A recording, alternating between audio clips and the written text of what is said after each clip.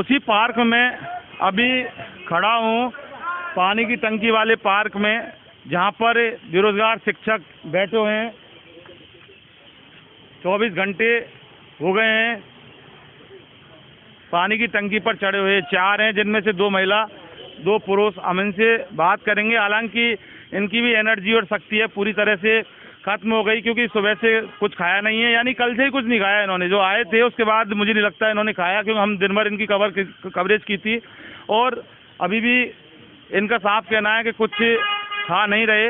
और खाएंगे क्या? ना तो यहाँ कोई खाने की व्यवस्था है और ना ऐसी परिस्थिति के खाएं। आराम से बैठो आप, आराम से। हाँ आराम से। हाँ आराम से बैठे हैं। आराम से कैसे बैठे हो? परेशानी नहीं है क्या आपको? परेशानी तो अब मजबूरी से बैठे हुए हैं। बहुत परेशान हो मजबूरी से रहे बैठे हैं। हाँ सुबह से बैठे। एक बार खड़े होके बात करो, हमको भी दिक्कत आ रही है बैठने में।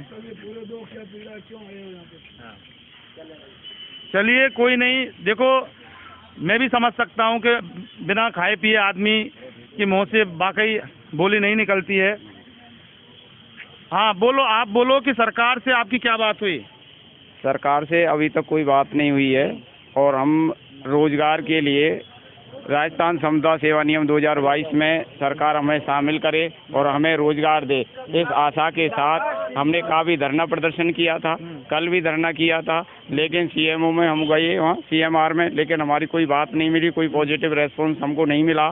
फिर ये विवश होकर के हम लोगों ने ये कदम उठाया। 4 साथी हमारे वंचित विद्यार्थी मित्र हैं, 2 महिलाएं हैं, 2 पुरुष हैं, वो टंकी पर चढ़ गए। और आज तक अभी तक कोई सरकार की तरफ से कोई ना मंत्री आया है ना एमएलए आया है हमसे बात करने के लिए कि भाई वंचित विद्यार्थी मित्र हैं जो राजस्थान के अंदर 6500 लोग रह गए हैं पंचायत सहायक भर्ती 2017 से, कि इनको रोजगार दें, इनको विद्यालय सहायक बनाएं और समता सेवा नियम 2022 में शामिल करें। लेकिन पुलिस प्रशासन ने हमको डेलीगेशन के रूप में ले जाने को कहा। पहले उन्होंने ये कहा था आप लोग अपने साथियों को 4 को उतार लीजिए, उसके बाद हम आपको डेलीगेशन में बातचीत करवा देते कमिश्नर जी की तरफ से। कमिश्नर जी जब सीएम साहब से समय लेंगे, जब आपकी वार्ता आज हो सकती है या वो कल का समय देंगे तो कल हो सकती है, 2-4 दिन भी लग सकते हैं। तो इस बात से हम लोग सहमत नहीं हुए कि हम हमारे साथियों को तभी उतारेंगे, पहले हम हमारे वार्ता कराओ सरकार से। जब हमारे को पॉजिटिव रेस्पॉन्स मिलेगा और सरकार हमको रोजगार देगी तभी हम टंकी से उतारेंगे, नहीं वरना हम यहीं बैठे रहेंगे। चलिए, रामनिवास शर्मा है हमारे साथ। इस संगठन जो बेरोजगार शिक्षक जो संघ का संगठन है, इसके प्रदेश उपाध्यक्ष हैं। रामनिवास, सीधी मेरी बात है कि 2 महिलाएं, एक के पेट में बच्चा यानी गर्भवती है और दूसरे 3 महीने के एक मासूम बच्चे को छोड़कर आई है। आप प्रदेश उपाध्यक्ष हैं, सरकार की बात आप मान नहीं रहे, क्योंकि सिस्टम ने आपको बोला है कि 2 महिला को उतार दो, हम बात करवा देंगे। आपको क्यों सरकार के सिस्टम के ऊपर भरोसा नहीं है? क्यों आप उनके साथ बात नहीं करना चाहते? इस तरह से उनके जीवन के साथ खिलवाड़ हो रहा है और आप यहाँ उपाध्यक्ष हो। सर क्या कहना चाहते हो? सर मैं ये कहना चाहूँगा, सरकार हमारे साथ सिर्फ और सिर्फ गेमबाजी कर रही है। सरकार कह रही है उन महिलाओं को उतार दीजिए। जहाँ सरकार महिला सशक्तिकरण की बात कर रही है, तो 24 घंटे में सरकार को ये नहीं सूझी क्या कि उन महिलाओं के स्वास्थ्य की क्या हालत होगी? और जी और जान सब में समान, प्राण सब में समान है। 2 पुरुष बेटे क्या वो मरने के लिए आए क्या यहाँ से? और उनकी अगर सरकार मानव जनहानि नहीं चाहती है तो सरकार को त्वरित फैसला लेते हुए सरकार के इतने जो नुमाइंदे मंत्री बैठे हैं, क्या उनको इन लोगों से, इन फरियादी लोगों से मिलने की भी फुर्सत नहीं है? उनको सबसे पहले ये मिलना चाहिए। हम सर यहाँ, मैं प्रदेश उपाध्यक्ष हूँ, हम कोई यहाँ राजनीति करने नहीं आए और हम लोग वहाँ से धरना समाप्त करके घरों को जा रहे थे। उस समय ये साथी मजबूरन ये चढ़ गए, इनकी मजबूरी थी, ये बार बार परेशान हो रहे थे, घर खाली नहीं जाना चाहते थे, इसलिए ये यहाँ पर पहले आके चढ़ गए। उसके बाद में हमें सूचित किया, हम लोग यहाँ चढ़ गए। जब तक हमारी मांगे पूरी नहीं होगी हम यहाँ से नहीं उतरेंगे। संगठन हमारा साथ देता है या नहीं देता, हम संगठन के लिए, संगठन हमारे लिए है, ऐसी मीनिंग उन्होंने पहले ही बताई और संगठन की वाकई में मीनिंग यही है। तो इसलिए हम जितने भी मजबूरी में, हाँ, हम जितने भी साथियों को वापस बुलाए, हमारी करीब वहाँ संख्या थी 800-900, उनमें से काफी लोग जा चुके थे। हम करीब अभी 400 लोग यहाँ डटे हुए। हमने 400 लोगों से संपर्क किया, ग्रुप में मैसेज डाले कि भाई हमारे इन साथियों ने ऐसा इस प्रकार का स्टेप ले लिया है, क्या करना चाहिए। साथी लोग यहाँ आए और 24 घंटे से हम भूखे प्यासे यहाँ डटे रहे। भारी मूसलाधार बरसात हुई जिसमें हमारे काफी मुख्य महत्वपूर्ण दस्तावेज भीग गए और भीगते हुए साथी यहाँ खड़े रहे। आप देख रहे हैं कोई टेंट वेंट छत की व्यवस्था कुछ भी नहीं है। तो ये साथी भीग रहे थे।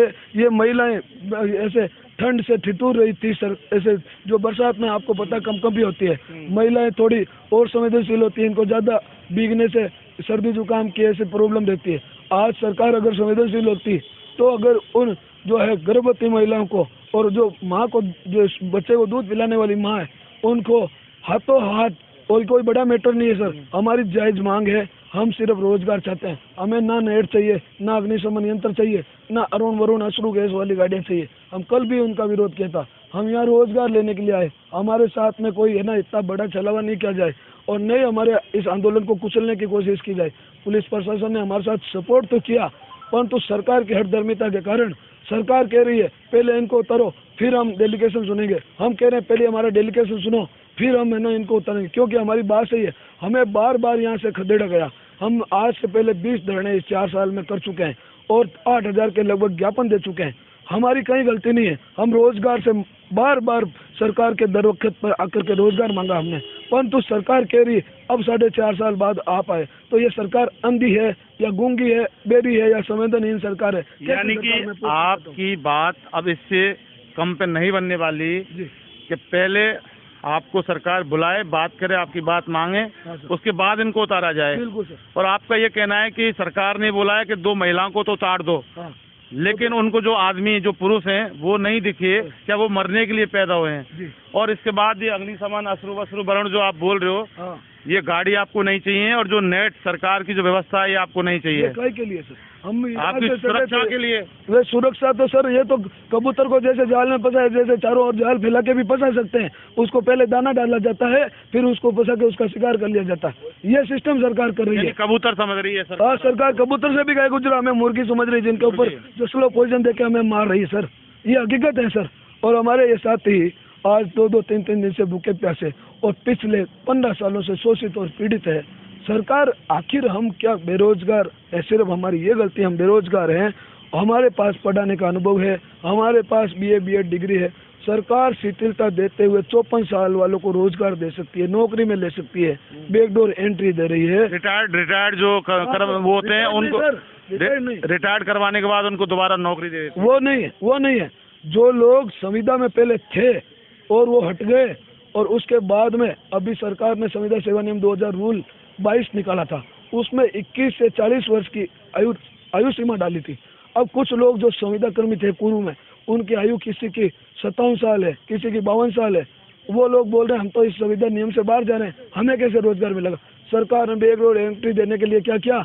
आयु में शिथिलता दे दी और उनको 57 साल के वाले को रोजगार दे रहे। कभी आपने जीवन में सुना 57 साल वाले को रोजगार मिल रहा? हमने मान लिया कोरोना के तहत 2 साल का आप रिलैक्सेशन दे रहे हो, कोई दिक्कत नहीं, हमें भी आप 2 साल का रिलैक्सेशन दो। ये भर्ती पंचायत सहायक भर्ती 2019-20 तक चल रही थी। चलिए ये बाद में बात करेंगे। अंधेरी रात है, हमारे पास भी आपको पता है कि संसाधन नहीं है। बिल्कुल, हम ये कह रहे हैं कि अब आप इसी तरह से यहाँ डटे रहेंगे, दिन कितना भी हो जाए। मुख्यमंत्री जी अगर संवेदनशील है, युवाओं की समस्या है और इन महिलाओं के प्रति सशक्तिकरण, सरकार महिला सशक्तिकरण की सोच अगर रखती है। मुख्यमंत्री तो संवेदनशील है, इसमें कोई दोहराई नहीं। जनता कहती है सर नहीं है। जनता कुछ भी कहो, जनता को पागल बनाया जा रहा है। अच्छा, जनता को कह रहे हैं मुख्यमंत्री जी जन घोषणाओं में कह रहे हैं हम 3 लाख लोगों को रोजगार दे रहे हैं। ये कह रहे हैं कोई भूखा नहीं सोए, हम तो यहाँ भूखे सो रहे हैं 3 दिन से। ये कह रहे हैं तुम मांगते मांगते थक जाओगे, हम देते देते नहीं थकेंगे। ये कुछ भी नहीं दे रहे हैं, सिर्फ फकीरबाजी कर रहे हैं। हम तो मांगते मांगते थक गए, कुछ भी दे ही नहीं रहे, आश्वासन भी नहीं दे रहे हैं। हमसे मिलने के लिए भी समय नहीं है सर उनके पास। आश्वासन तो बहुत दूर की बात है और हम लगभग 13 सालों से आश्वासन ही ले रहे हैं। अब हम आश्वासन लेने के मूड में नहीं है। हम यहाँ से रोजगार लेके जाएंगे और सरकार हमारे साथ लिखित वार्ता करे। हम ये नहीं कह रहे हाथों हाथ ऑर्डर करो, लिखित वार्ता करें कि हम 7 दिन से आपका काम कर देंगे, आपका इस प्रकार से काम होगा। मैं सरकार को रास्ता बताता हूँ इस न्यूज़ चैनल के माध्यम से।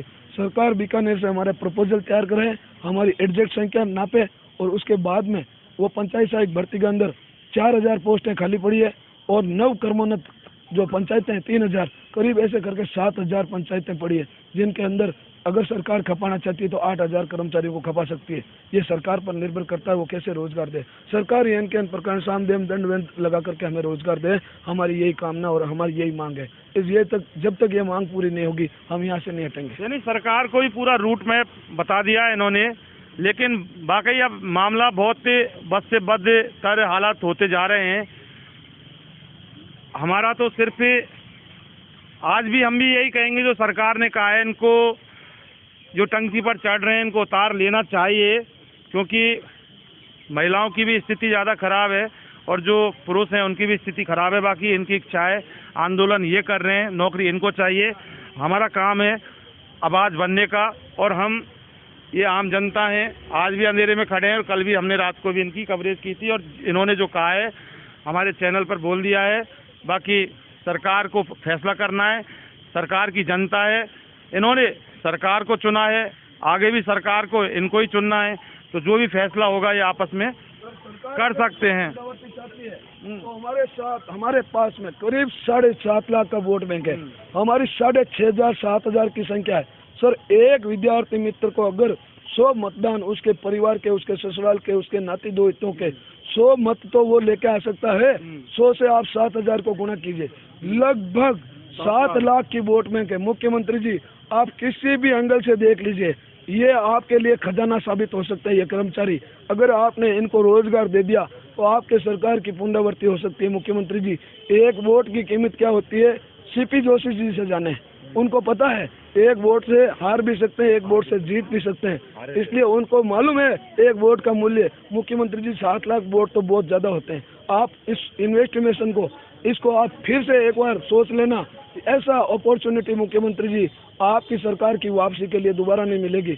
इन लोगों को जल्दी से जल्दी रोजगार देके अपनी वोट बैंक की खाता मजबूत करें मुख्यमंत्री जी। इसी कामना के साथ में रामनिवास शर्मा, प्रदेश उपाध्यक्ष, राजस्थान बेरोजगार वंचित विद्यार्थियों शिक्षक संघ, राजस्थान जयपुर। हाँ जी सर, ये जो टंकी पर चढ़ी है ना अंजू उपाध्याय, उनसे प्रशासन के कहने के बाद भी हमने बात भी की है कि मैडम आप नीचे उतर जाओ, आप गर्भवती है। तो उन्होंने कहा कि मैं मेवाड़ की वीरांगना हूँ और मैं बिना सकारात्मक वार्ता के, बिना मांगे मनवाने के उपरांत ही मैं नीचे उतरूंगी, इससे पहले नीचे नहीं उतरूंगी। तो पुलिस प्रशासन ने कहा कि आपने चढ़ाया है, आप लोगों ने चढ़ाया है। तो इन्होंने कहा कि हमने किसी ने नहीं चढ़ाया, विद्यार्थी मित्रों ने, इन्होंने खुद अपने आप चढ़ाई है टंकी के ऊपर, और ये संघर्ष करने के लिए तत्पर है कि मेरे को कोई किसी प्रकार की परेशानी नहीं है। जब तक सकारात्मक वार्ता नहीं होगी, जब तक हमारे को कोई रोजगार उपलब्ध नहीं होगी, तब तक हम टंकी पर चढ़े रहेंगे। देखिए, टंकी पर चढ़े रहेंगे, टंकी पर चढ़ रहे हैं, लेकिन 7 लाख वोट का भी सरकार को प्रलोभन साफ साफ दे दिया है। ये बता दिया इन्होंने। एक वोट की कीमत सीपी जोशी से पूछें, ये भी इन्होंने कहा है। सवाल यहाँ वोटिंग की और मतदान की और सीपी जोशी की नहीं है, सवाल यहाँ सबसे पहले इंसानियत का है, क्योंकि इंसानियत आज किस तरह से तगादा मांग रही है कि आखिर इंसानियत है तो कहाँ है। क्योंकि अशोक गहलोत सरकार के राज में ये 24 घंटे से गर्भवती महिला अगर टंकी पे बैठी है तो ये वाकई बहुत शर्म करने वाली घटना है। इन्वेस्टिगेशन मीडिया के लिए मतीश पारिक के साथ मैं जितेंद्र शर्मा।